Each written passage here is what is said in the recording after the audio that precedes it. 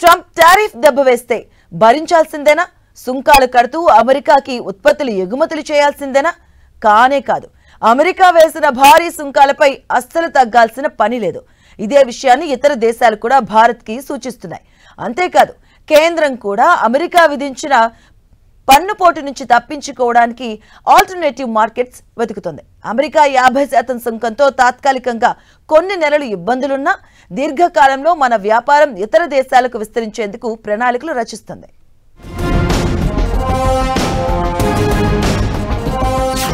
భారత్ కి Brazil, China support.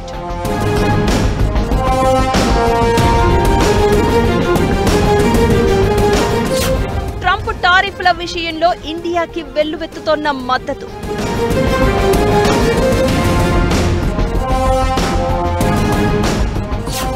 Open గానే భారత్ కి బాసటగా రష్యా.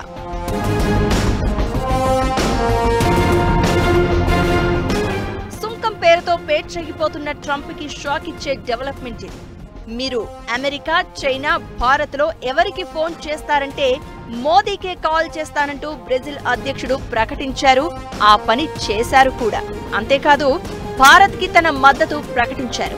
టారిఫ్ పై తనకెప్పుడైనా ఫోన్ చేయొచ్చంటూ ట్రంప్ ఆఫర్ ఇచ్చినా దాన్ని బ్రెజిల్ అధ్యక్షుడు లూలా డసిల్వా లైట్ తీసుకున్నారు. వాణిజ్యం, సాంకేతికత, ఇంధనం, రక్షణ, వ్యవసాయం, ఆరోగ్యం, సాంస్కృతిక సంబంధాల అంశాలపై మోదీతో డసిల్వా మాట్లాడినట్లు చెప్తున్నారు. దీనికి ముందే రష్యా అధినేత పుతిన్ భారత్ కి వస్తున్నట్లు ప్రకటన వచ్చింది. ఈ నేపథ్యంలోనే చైనా రాయబారి కీలకమైన కామెంట్లు చేశారు. అమెరికా అధ్యక్షుడు ట్రంప్ బ్లాక్మెయిల్ చేస్తున్న దొంగలా వ్యవహరిస్తున్నారంటూ చైనా రాయబారి జుఫిహాంగ్ ట్వీట్ చేశారు. ఇలాంటోళ్లకి అంగుళం అవకాశమిస్తే మైలు దూరం దూరుతారంటూ ఎద్దేవా చేశారు. ఎట్టి పరిస్థితుల్లోనూ అమెరికా బెదిరింపులకు లొంగవద్దంటూ భారత్కు సూచించారు.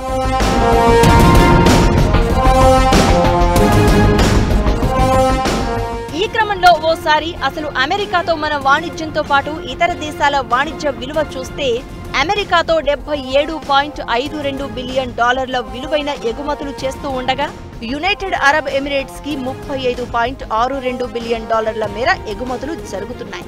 ఆ తర్వాత నెదర్లాండ్స్ కి $22.37 బిలియన్ ఎగుమతులు చేస్తున్నాం. చైనాకి $16.66 బిలియన్, సింగపూర్ కి $14.14 బిలియన్ మేర ఎగుమతులను భారత్ చేస్తోంది. ఇక అమెరికా నుంచి మనం దిగుమతి చేసుకునే వస్తువుల ఉత్పత్తులు చూస్తే crude oil, defence machinery, chemicals దిగుమతులు చేసుకుంటున్నాం.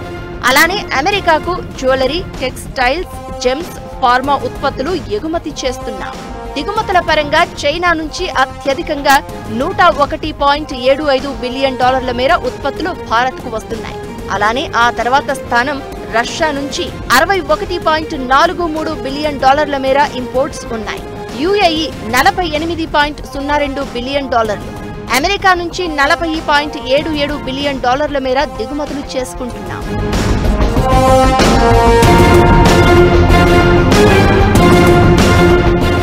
ట్రంప్ విధించిన సుంకాల బాదుడులో మనకి ఒనగూరే కష్టం, నష్టం సంగతి చూస్తే ఇప్పుడు మనం ఎగుమతి చేసే జెమ్స్ అండ్ జ్యువెలరీస్, టెక్స్టైల్ ఇండస్ట్రీతో పాటు భారీగా జరిగే రొయ్యల వ్యాపారం 25,000 కోట్లపై భారం పడనుంది. అందుకే ఈ గ్యాప్ ని ఫిల్ చేయడానికి మన ఎగుమతులకు కొత్త దేశాలను అన్వేషించాలి. ఈ క్రమంలోనే కేంద్రం లాటిన్ అమెరికా, ఆఫ్రికా దేశాల్లో వాణిజ్యం పెంచే అవకాశాలను పరిశీలిస్తోంది. తూర్పు ఐరోపా దేశాల్లో కూడా వాణిజ్య బంధం కనుక పెట్టుకోగలిగితే కనీసం $60 బిలియన్ ఎగుమతులు చేయవచ్చనేది అంచనా.